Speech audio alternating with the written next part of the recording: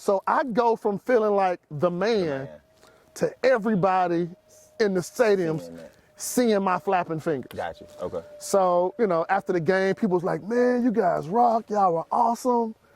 Only thing I could think about again was cooties, special, everybody's talking about me. And so I went home that night, had my uniform on, I was sitting on the side of the tub, and I'm thinking like, man, I gotta do something with these flapping fingers. Gotcha. So I went and grabbed some scissors, I grabbed a needle and thread, and so I was like, okay, I'm gonna cut these marching band flapping fingers off.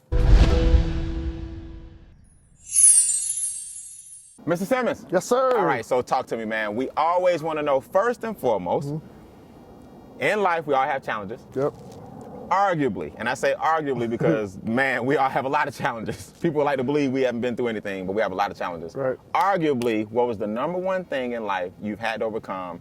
But here's the best part. How did you overcome it? For me, the number one thing I had to overcome was being concerned with what other people thought about me. Okay. And I think that was because of I was always growing up with my cool birth defect. Okay. I was always wondering if people noticed it. Gotcha. And so that triggered through life, and just with everything I started doing, people concerned or people seeing what I call my mess. Gotcha. Okay. Now the best part. So basically there was an insecurity. Everybody can relate to that. I don't care what it is. It's just that yours was probably a little more pronounced.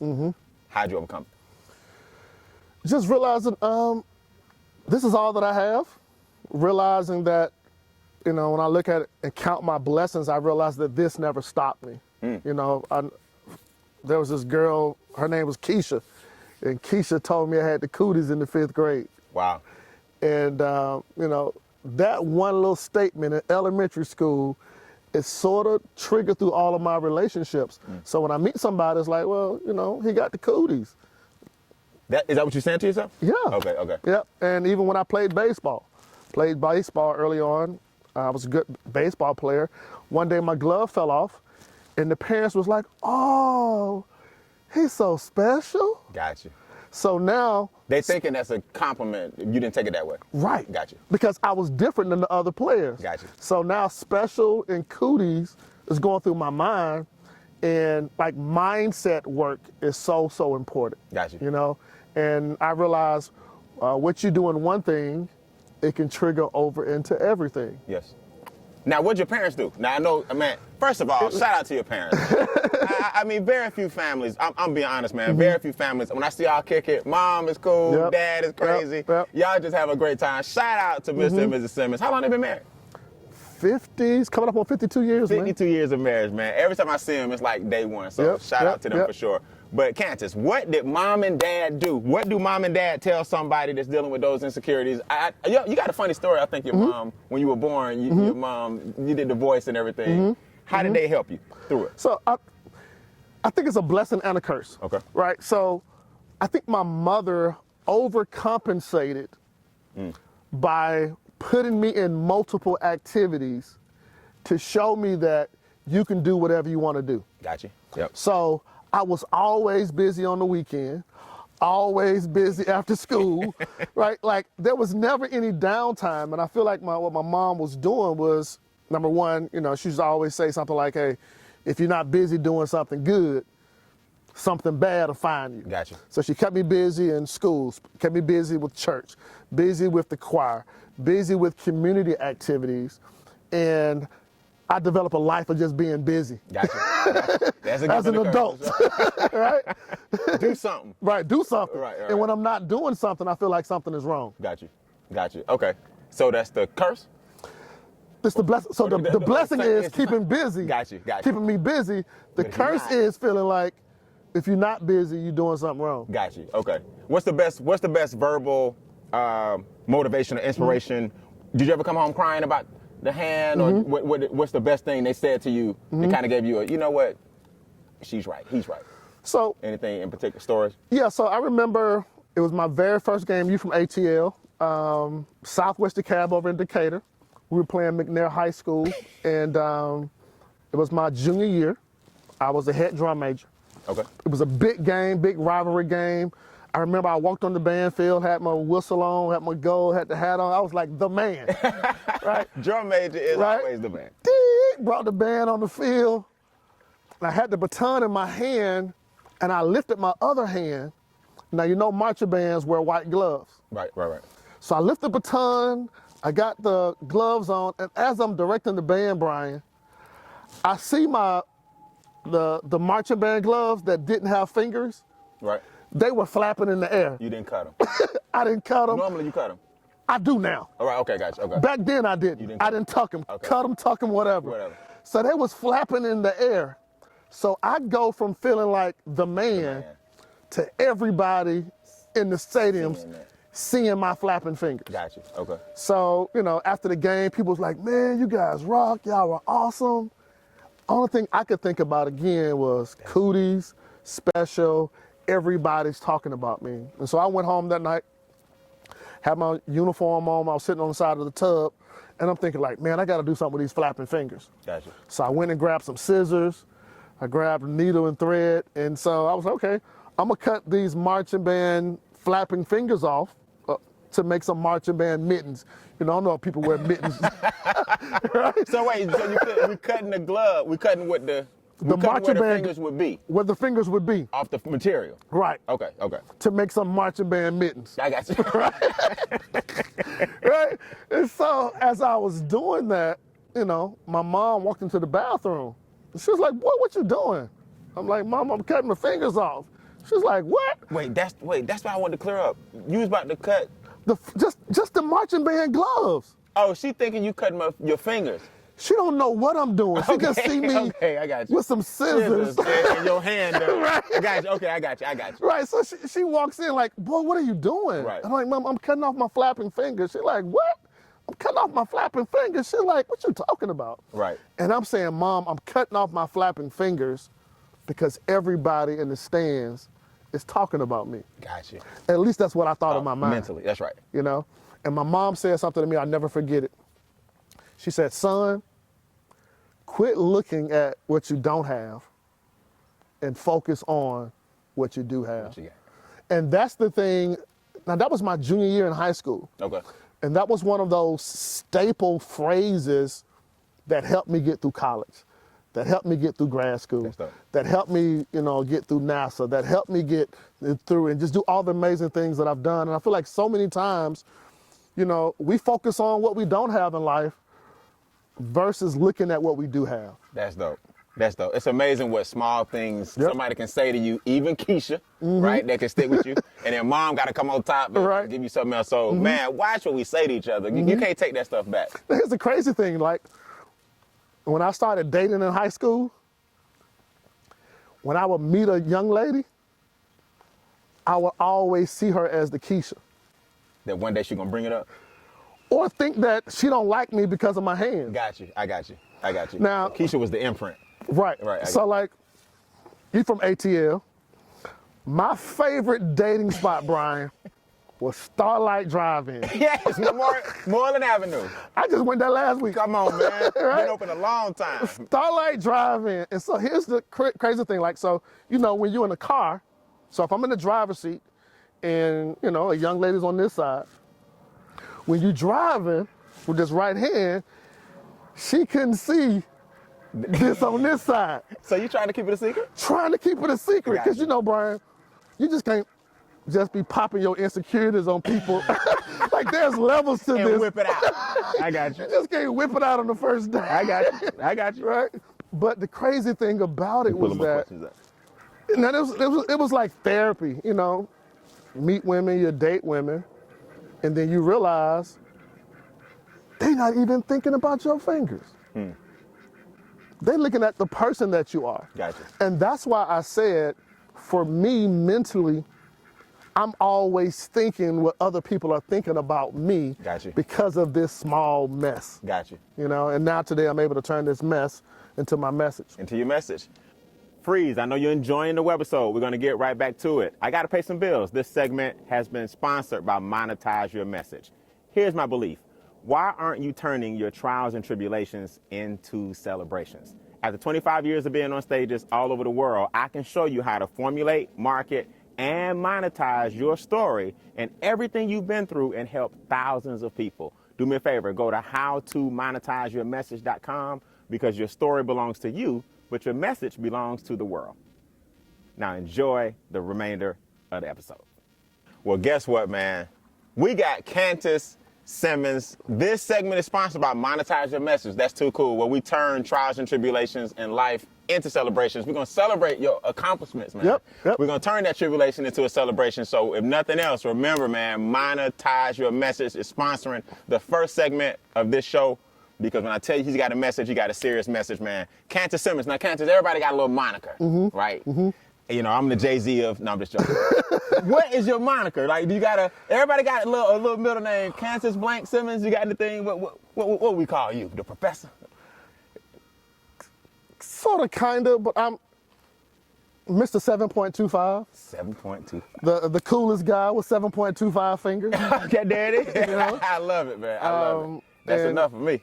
Yeah, I use that because I just, this was a huge part of my life, Absolutely. huge part of growing up.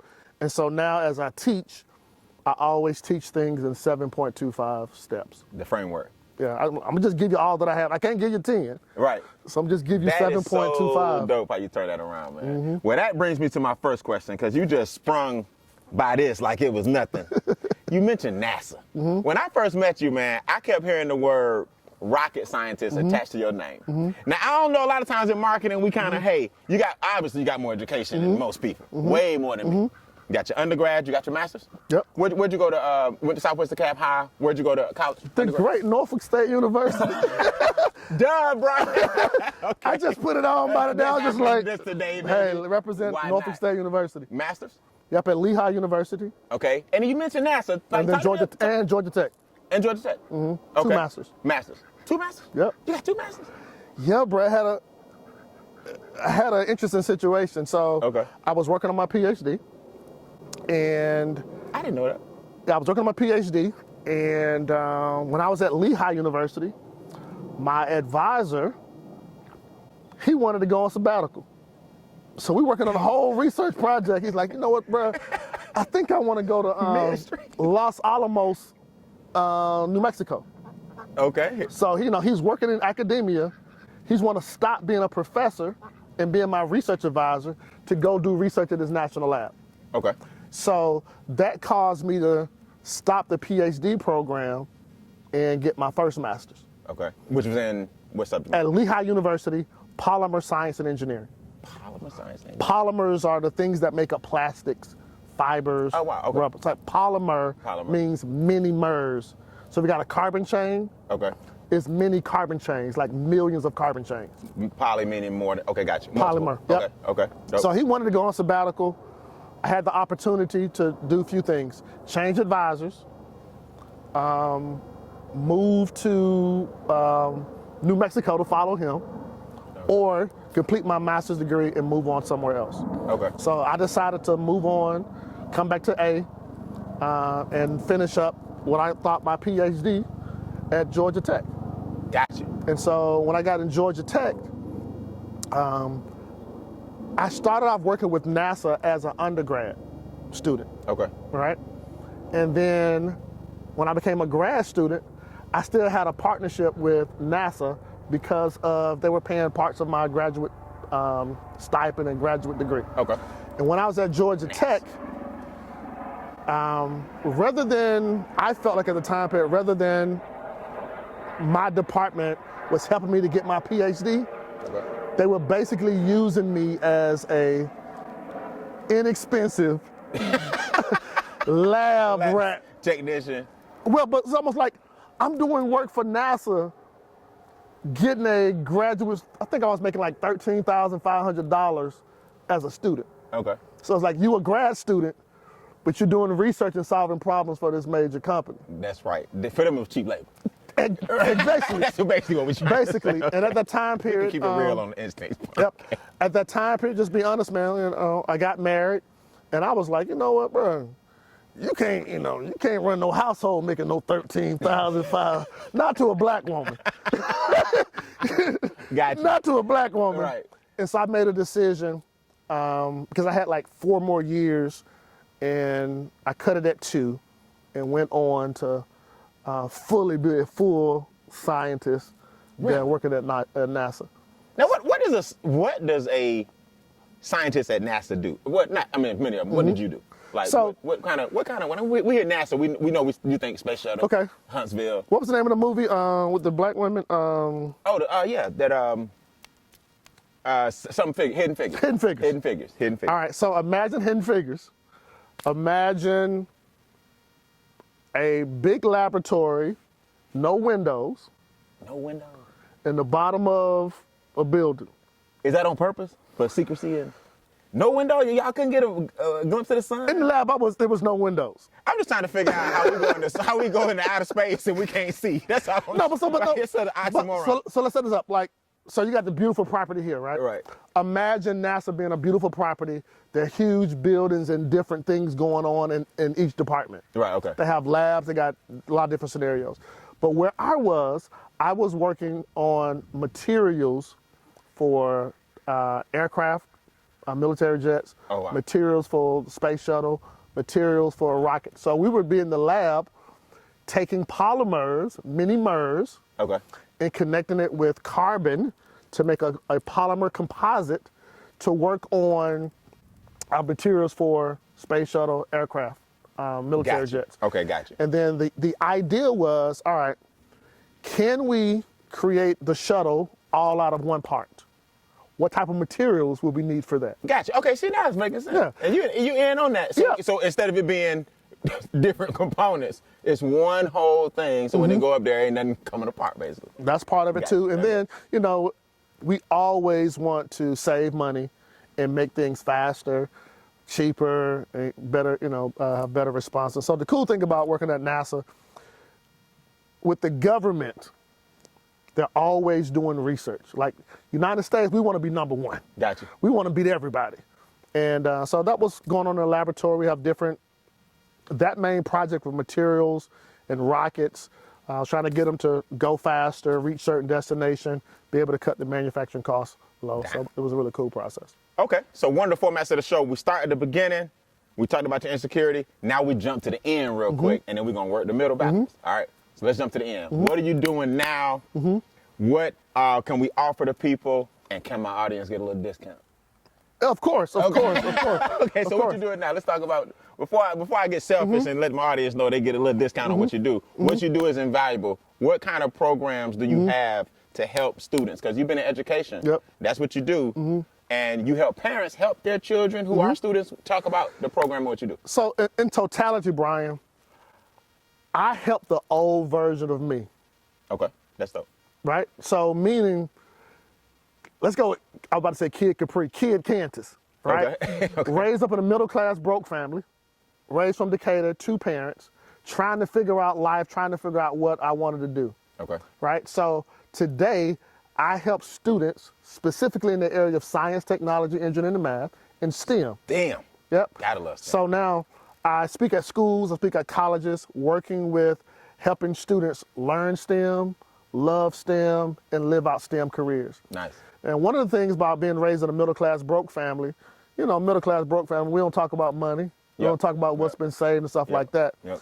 And I went through a little situation and lost a big scholarship and wasn't really sure if my mom and dad had saved up money. So now I have programs academically, how to study STEM, and then a college funding program helping families come up with the strategies they need to be able to fund the big college tuition bill. And all of my degrees were on scholarships, so I show parents how to pay that big college tuition bill on scholarships. So I got a program now called Scholarship Secrets Revealed that your people can have. Scholarship Secrets Revealed. That alone is that's worth we're gonna have the links and everything in the comments in the sections. But let me ask you this, because I don't want to skate over this, and we don't have to talk about it if you don't want to. You said I lost a scholarship, and the reason, if you want to share it, fine. If not, fine, because I don't know. But I want students watching to know that look what you still accomplished. You would have thought losing that scholarship, that could have devastated you. Yeah. 'Cause the show is about turning tribulations into celebrations. So I want the students watching and the parents watching. The man lost a scholarship for whatever reason, but ended up Georgia Tech, Norfolk got more scholarships, right? Yep. So it's not the end of the world, man. Talk to the kids real quick about some of the things when you're trying to get a scholarship. Give us 2 or 3 pointers on acquiring a scholarship, and don't give up when you're trying to get scholarships. Yep. So ideally, remember I'm from Decatur. I was in the marching band. I wanted to go from Southwest DeKalb and march in Florida A&M. FAMU. So I wanted to be that guy. Okay. So FAMU saw the stuff I was doing as a drum major and in the band, and they offered me a full academic band scholarship. Okay. So I had one dream school, one option. And they gave it to you. They gave it to me, but they said, oh, send us your SAT scores. Gotcha. I was 40 points short Of qualification. of their qualification. Really? So they had to take it back. It was like, I took it 4 times, Brian. I just want to get tested. I wasn't the best tester either, man. I couldn't crack the thousands. I Right. was like, they were like, what do you put your cup on? I'm like, the table. They're like, no, a coaster. Right. I mean, we put it on the table. So I came up 40 points short, and I didn't have any fallback plans. Right, that was My it. parents didn't really, we never talked about money. And so I went on this rigorous looking with scholarships. Gotcha. Then I started getting scholarships for academics. I was like, oh, you can get scholarships for good grades. All right. Then I got a few more band scholarships. I was playing baseball. Okay. I got a scholarship playing baseball.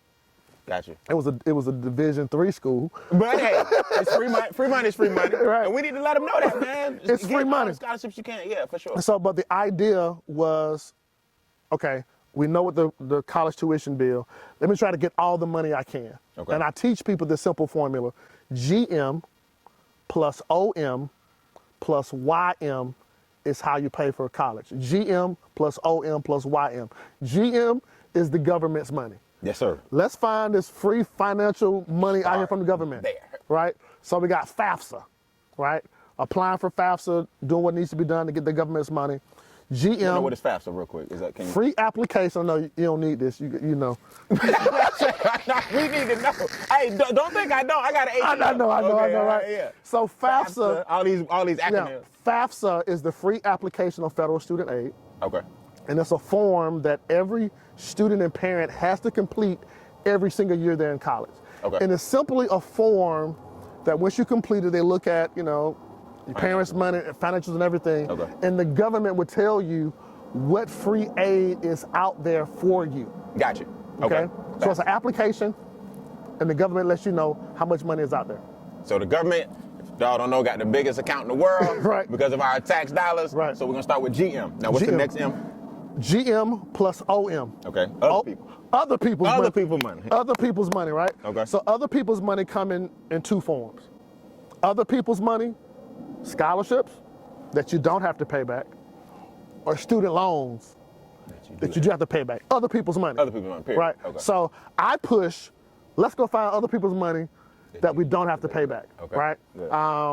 I show people 7.25 different places to locate. Of course. Like looking in your backyard, looking local, looking in your high school, in your city, looking at the colleges, looking at, with alumni, looking on Google, hashtagging, it's a lot of different ways you can do this. Okay. So you want to GM plus OM, other people's money. Okay. And then the last one? And the last part is YM, Your money. your money. Okay. And this is why I fell in love with the work that you do, is because people don't have a strategy Right. To get on how to use their money to be able to add into this equation. Gotcha. So it's an additive equation. Government's money, other people's money, or your money. Gotcha. And sometimes, people's bank account don't look the way they want it to, so they don't have a lot of your money. Right. That last one is tough. It was just tough, right? Right.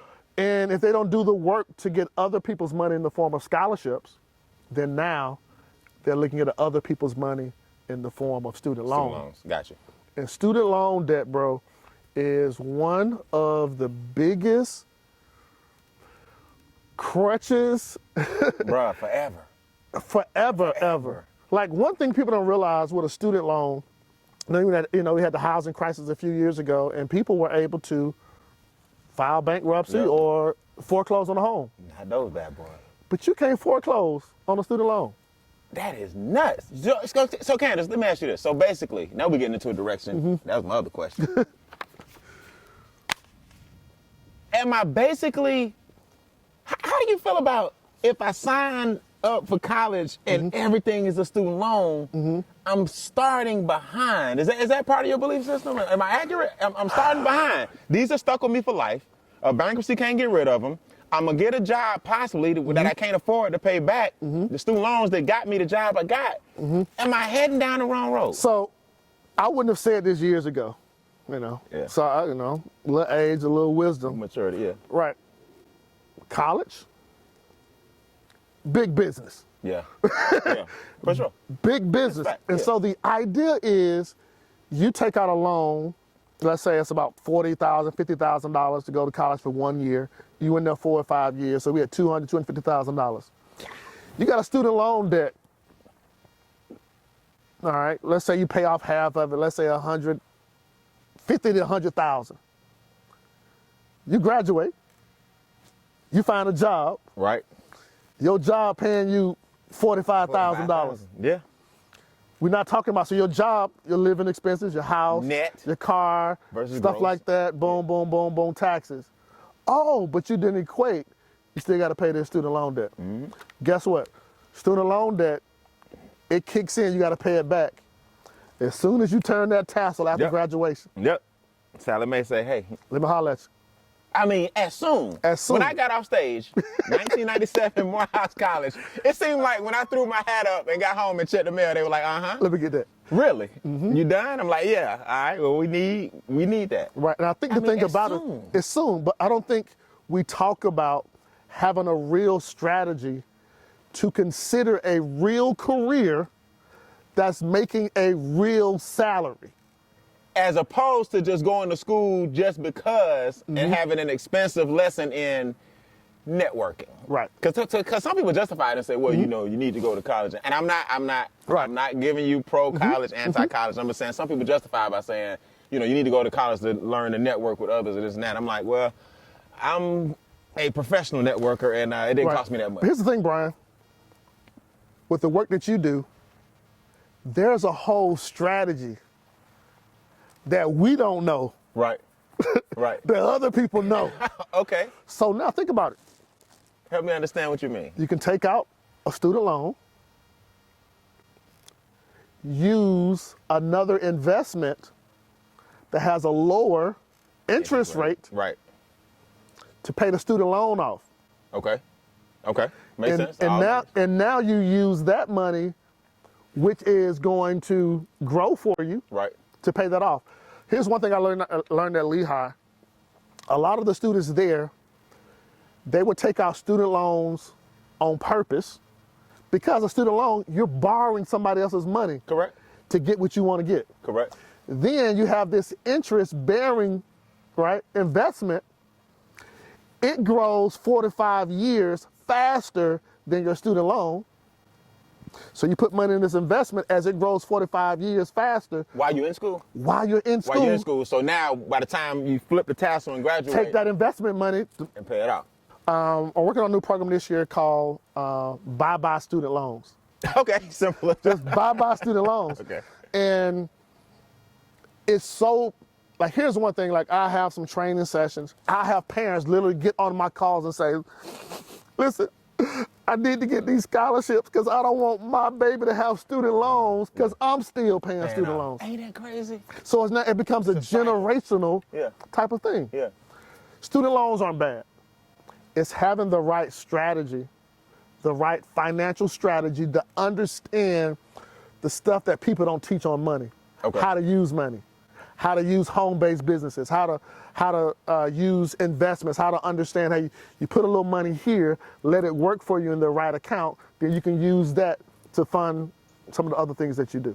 Okay, so the program that's out right now. It's all about Name it again? other Scholarship Seekers Reveal. What is that going to teach?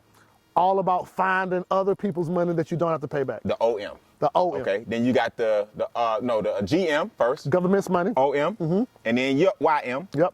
And the equation equals what?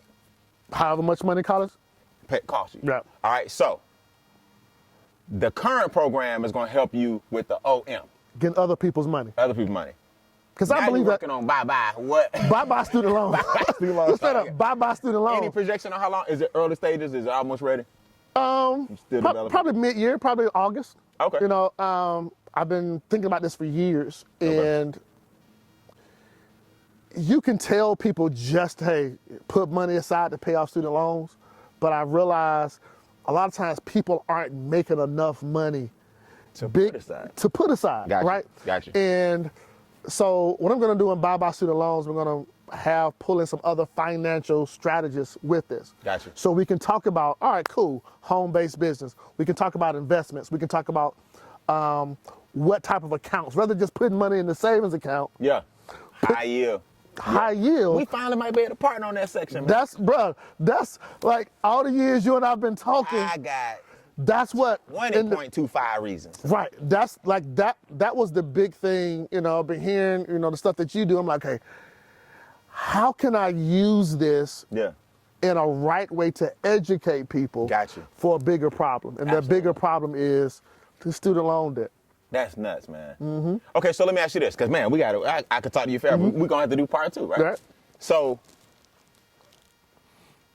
how did you transition from NASA and the masters and all that stuff to become an entrepreneur that's so good at what you do, man? Like, Kansas is very humble, man. If y'all go to his house and see his setup, I be borrowing ideas. He got the studio there. He got the red table. He had the umbrella lights. He got the 3 cameras. He got you know about technology, man. You and Steve Jobs used to be best friends. You know, you got every Apple product. How did you transition to this online world from college? Like, what was the entrepreneurial journey like? So, after working for NASA for many years, I also, after NASA, I started developing contact lenses.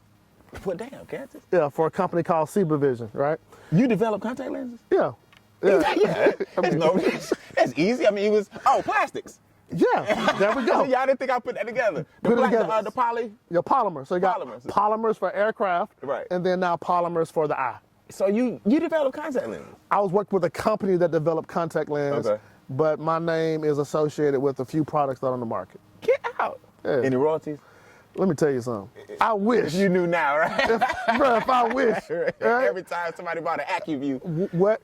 Yeah, but it's actually Vision. So that was like AccuView was just was competitive. Competition. Yep. So I work with people who have astigmatism, toric lenses, daily wear lenses, and even a few solutions. So they're still on the market now. Okay. However, when I was working at Vision, let me just call it what it is. I got laid off. Okay. Now here's the crazy thing, Brian. I got laid off my first job too. No, so I had been there like 8 years. Oh, okay. I had just created 2 new products the previous year. Gotcha. So I was doing good. Good, yeah. And this is one of those moments where I felt like God stepped in, because sometimes you can be in corporate America and you praying about making that transition. Yeah. And I started speaking part-time, because people asked me to come to their schools, talk about academic success, talk about scholarships, talk about STEM stuff, as a part-time speaker. Gotcha, okay. And my part-time calendar started getting full, and now I'm trying to manage this whole situation.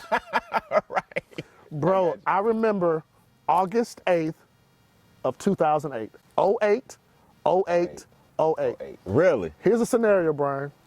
8 is the number of, I think, completion or something. Or is it completion or new beginning? Something, I don't know. 7 is new beginnings, 8 is completion. Okay, yep. So on that day, I had ran out of vacation days. I think I had like 17 vacation days that year. Okay. I was using my vacation days to speak part-time. So you used them up. Right, used them up. They gone. August, what happens in August? School back in session. Back in session. Back to school. Brian, I had a full week of engagements. I'm trying to figure out on August 8th of 08 how to go to my boss. I'm trying not to lie. I think I'm sick. He gonna see you speaking on YouTube. Right? And so I'm really trying to come up with I'm praying about like, what should I do? Okay. I walk into this meeting, bro, and they let me go. Dude. Without you having to ask for it. They gave it to you. Now here's the crazy thing. So I'm a praying man, right? I believe God. I had been praying about this. And if I ain't never ever heard from God, today is the day. Hold up. No, but I kid you not. So I woke up and had my morning devotion, And I clearly heard God say, rejoice today. Really? It was like, Crystal clear. rejoice today. I didn't understand it. Right. And also this day, I decided not to drive my car 45 minutes to work. You rode MARTA? I dropped on MARTA that got to that commuter rail that go up into Gwinnett County. Okay. Which dropped me off right there in work. Okay. I'm like, all these 90 miles driving, I'll be tired. Yeah. So I didn't drive that day. I was trying to, in an ideal, come up with more vacation days, get off of these engagements. I walk into this meeting. My boss wasn't there. It was this other guy and human resources. I'm like, what's going on? Huh? What's going on? This don't look right. What's going on? And they said, Cantus, we're deciding to do some transition. Boom, boom, boom, boom, boom. I'm like, okay. We're deciding to let you go. Brian, check this out. When they said that, bro, everything that I've been praying for, everything I felt like God had said to me, the things I've been planning, it all came in that one moment. I bust out laughing. Really? Like, in front of him? Yes. But it was like revelation. You know, you have this personal moment, and it all comes together. Yeah, right there. And Brian, they slid me this red folder. They was like, Cantus, we know you've done some great things, and boom, boom, boom, boom, boom. And you know, can I say Negro? Yeah. Okay. I mean, so the Negro in me was like, wait a minute. Like, wait a minute. Y'all firing me? You know, it was like, after this moment of like, voila, because I was like, if I'm not working, I can do the engagements next week. That's right. Right? I'm like, wait a minute. Y'all letting me go? Then I got kind of like, how you letting me go? I just created this. Mixed emotion. Right. Right? And during the mixed emotion, Brian, they slid me this red folder. And it was like, we're going to continue to pay you your salary for the next 21 weeks. I was like, hold on. You let me go. And wait, 21 weeks? That's half the year. That's almost half the year. Let's go. I'm like, what? I'd have got out of faster. Are we done? Right. So I'm just like, wait a minute. Like, what just happened? What just happened? And bruh, that day, August 8th of 08, I haven't worked a day of my life since then. Get out of here, man. It's been one of those things now where I felt like I've been ushered to do the thing that I've been called. That's it. You know, and so since that time period, speaking at schools, speaking at colleges, speaking locally, speaking internationally, creating books, creating courses, set up my office to do that's the nerd in me. Yeah, right? I love it, man. The tech stuff, the virtual stuff, and at the end of the day, it all boils down to, all right, now I can take my mess, turn it into a message. That's right. But also now, let me help the old version of Cantus. Stop. Don't kill me. We're going to resume the episode, but I got to pay some bills. You want the show to stick around, right? Listen, this segment was sponsored by Monetize Your Message. That's where I show you how to turn life's tribulations into celebrations. Let's face it, we've all been through some stuff, some very traumatic. But the difference is you're making your life, which is the asset, become an investment, which is your story. And we take that story and turn it into a message, and we help people who've been through similar situations. Visit howtomonetizeyourmessage.com because your story belongs to you, but your message belongs to the world. Now enjoy the remainder of this episode.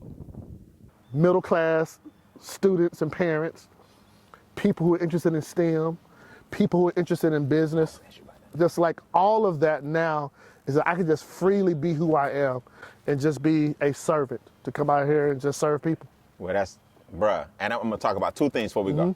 One, when I throw these cards sometime, they go into the water. So can somebody get it while it's close? Can somebody get that net and get him?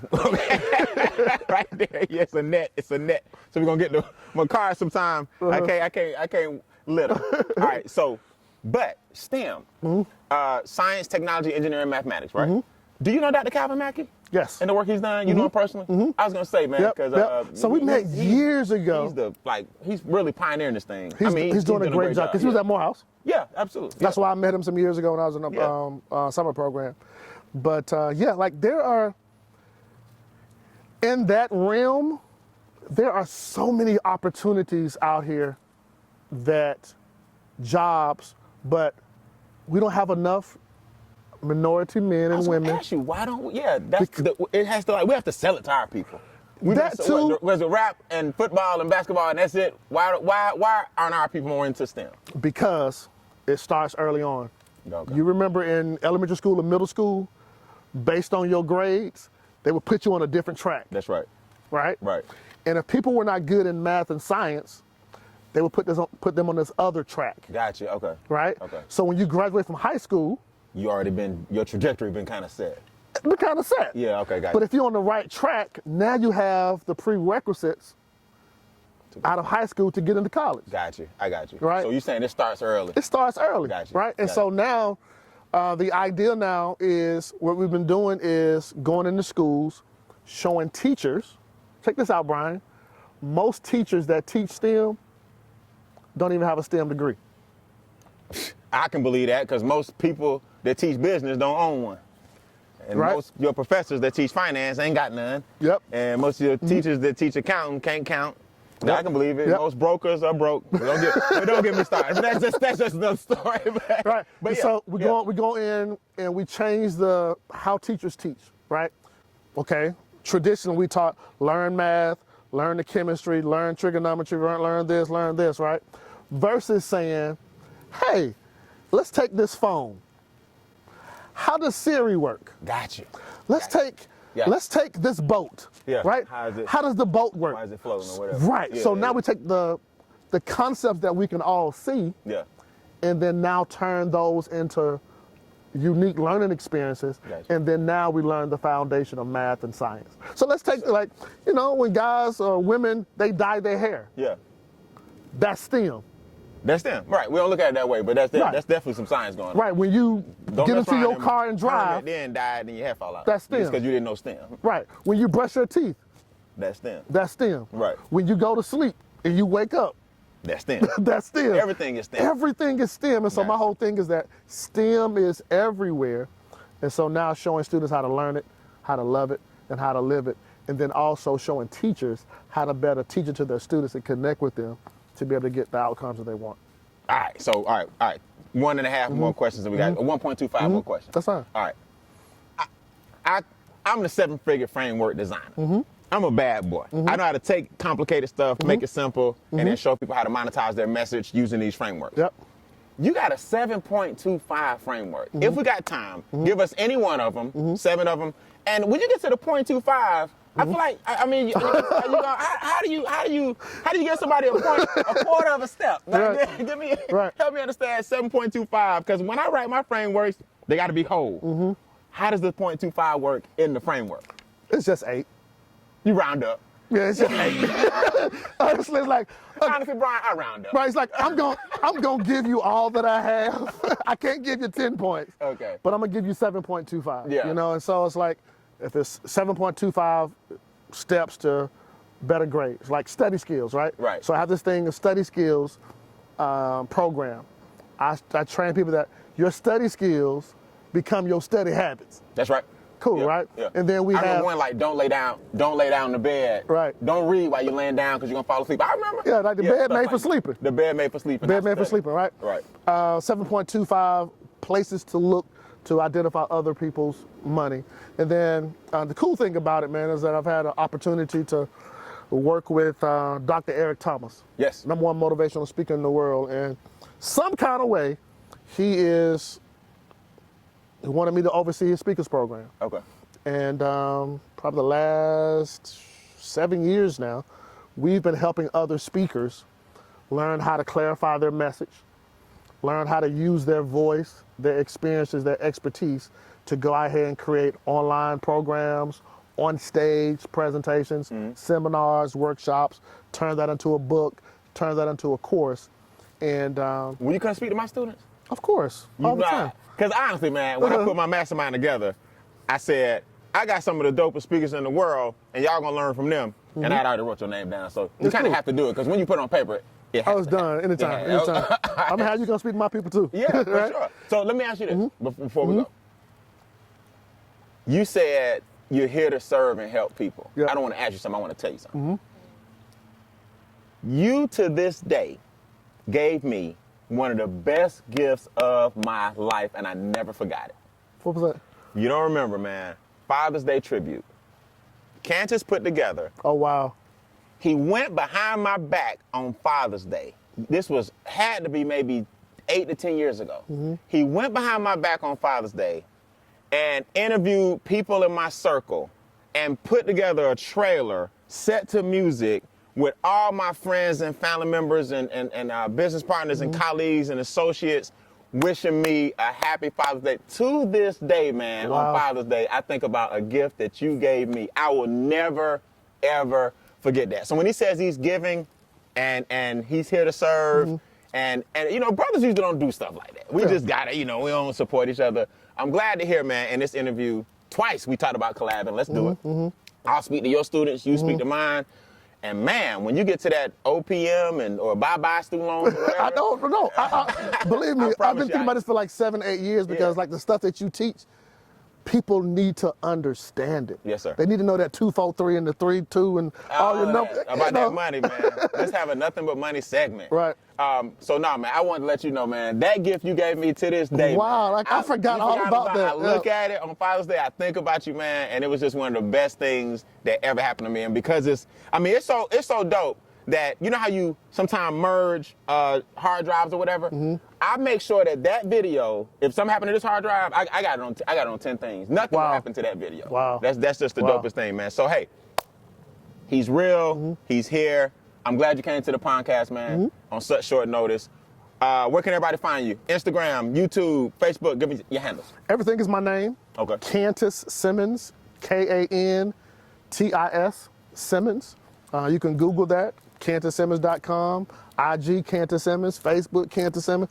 I ain't got with that TikTok yet. I'm still trying to figure out where I'm gonna get mine in too, and do my reels and stuff. But we gotta get on it, Cantus. We gotta get on it. What I do know is you can strip some audio voice and you put your voice. Oh yeah, it's slick. Oh yeah, we doing it on YouTube, Cantus Simmons. You know, and so. And hey man, for him coming to the podcast, he's gonna give our listeners a coupon code where y'all can check in. The scholarship program is called Scholarship Secrets Revealed. You can go to scholarshipsecretsrevealed.course.com. I guess Brian will put it there. We'll put it there. Yeah. Can I give your people a discount? Yeah. What's the discount code? Put it in the description, and your people can get access to it. How about we go with Pond? Can we do Pondcast? That's fine. Yeah. Let's do PONDcast. PONDcast. They saw the show. I'll make sure when I get to the house, I set it up. Set it up, man. Much love, man. Thank you, This is Cantus Simmons. I appreciate you for coming, man. One of the smartest dudes I know, but also one of the most giving, man. Hey, it's a great day to change lives, man. Monetize your message. Everybody's been through something, trials and tribulations. We're going to turn them into celebrations. Thank you for watching another episode of the Instincts PONDCast. Get out there and change lives. Peace. Good stuff, man. Thank you, man. Bro, it's easy to talk to, bro. I'm waiting to get challenged by somebody I don't know. So when they ask me something, I'll be like, huh? But it's easy to talk to the fellas. We got some pictures sitting down. You good?